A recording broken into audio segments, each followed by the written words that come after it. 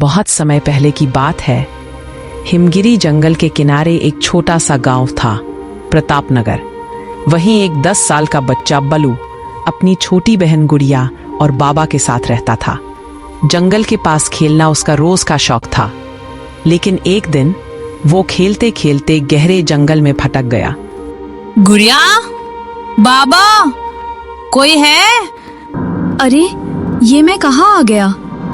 पेड़ों की डालियों से झांकती धूप अब डराने लगी थी। झाड़ियों में खड़खड़ाहट होती है और तभी एक दहाड़ गूंजती है और जंगल का शेर सामने होता है। तू कौन है बच्चा? क्या तुझे जंगल के नियम नहीं पता? मैं खो गया हूँ, मुझे घर जाना है। शेर ने उसकी मासूमियत देखी और पहली बार उसके भीतर दया का भाव जगा। उसने अपने पंजे पीछे खींच लिए। शेर ने बलू को नुकसान नहीं पहुंचाया, बल्कि अपनी गुफा में ले गया। उसे फल लाकर दिए। ये किसी सपने जैसा था। एक शेर और एक बच्चा साथ बैठकर खाना खा रहे थे। तुम मुझे खाओगे तो नहीं? मैं राजा हूँ और राजा बेबसों पर हमला नहीं करते। बलू को अब डर नहीं लगता था।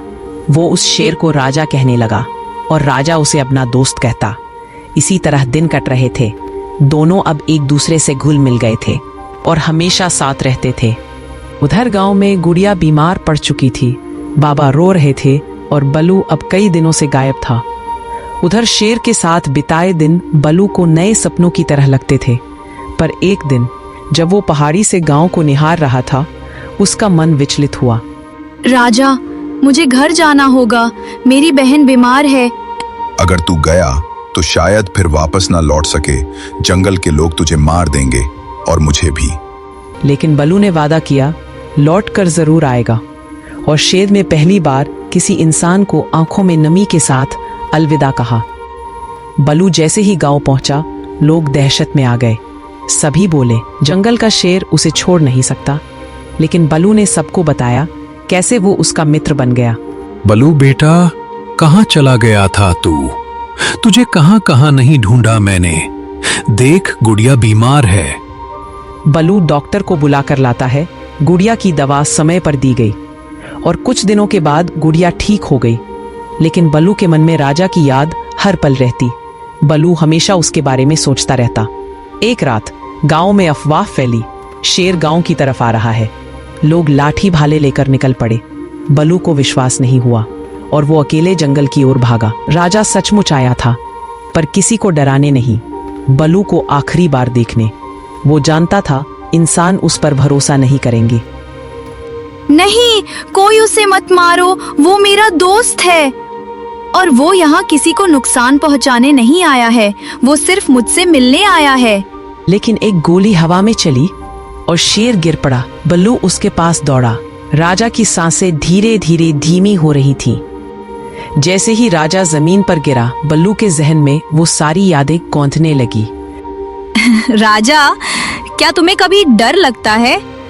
हाँ, मुझे डर तब लगता है जब तुम आसपास नहीं होते। उनकी दोस्ती इतनी सच्ची थी कि शब्दों से ज्यादा खामोशियां बोलती थीं। अगर मैं चला गया तो तुम मुझे याद करोगे ना? तू तो मेरे दिल में है बलू। जहाँ दिल धड़केगा तुझे याद करूंगा। राजा की सांसें अब धीमी हो चली थी। मैंने तुझसे वादा किया था दोस्त कि तुझे अकेला नहीं छोड़ूंगा। और शेर की आंखें बंद हो गई। बलू चीख पड़ा जैसे उसका कोई हिस्सा छिन गया हो। क्यों मार दिया तुम लोगों ने मेरे दोस्त को? वो किसी को नुकसान नहीं पहुंचाता था, बस जंगल में शांति से जी रहा था। तुम लोगों ने उसे मार दिया सिर्फ इसलिए कि वो एक शेर था। क्या शेर होना गुनाह है? वो मेरा दोस्त था। तुमने उसका शिकार नहीं किया, तुमने मेरी दुनिया छीन ली है।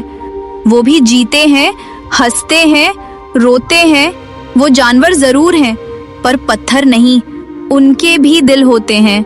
आज मेरे दोस्त को मारा है, कल किसी और को मारोगे। कब समझोगे तुम लोग? ये जंगल सिर्फ तुम्हारा नहीं है, ये उनका भी घर है। मत मारो उन्हें, वो भी दर्द महसूस करते हैं, उन्हें भी डर लगता है। उन्हें दया नहीं चाहिए, बस उन्हें इंसाफ चाहिए। अगर जानवर होना गुनाह है, तो फिर हमें इंसान कहलाने का क्या मतलब? कई साल बाद उसी गांव में एक मंदिर बना जहां शेर और बल्लू की प्रतिमा थी, एकता और मित्रता की मिसाल के रूप में। लोग अब कहते हैं, जंगल में अगर कोई सच्चा दोस्त चाहिए तो राजा जैसा बनो, और अगर किसी के दिल की आवाज सुननी हो तो बल्लू जैसा सुनो।